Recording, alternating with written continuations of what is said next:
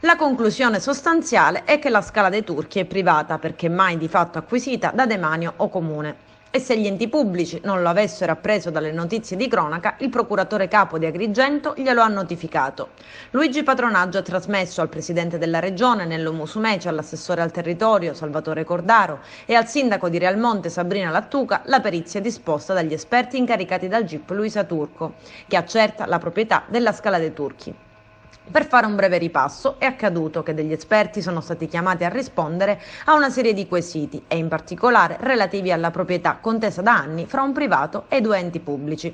Patronaggio ha sottolineato la necessità di un provvedimento che riconosca l'utilità pubblica del bene sotto il profilo della rilevanza paesaggistica, culturale e geologica e la necessità di provvedimenti e misure per la sicurezza pubblica e per la tutela della bellezza naturale del sito, cosa che fino ad oggi gli enti pubblici non hanno fatto. E mentre il capo del PM auspica che la Scala dei Turchi in estate ritorni fruibile e sia messa in sicurezza, il sindaco di Realmonte imbraccia il fucile, innalza la bandiera e annuncia di voler proseguire la battaglia per la proprietà in sede civile.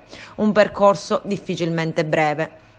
Ma sul fatto che i periti abbiano scritto nella loro relazione le amministrazioni pubbliche non hanno messo in atto azioni volte all'acquisizione dei beni cala il silenzio.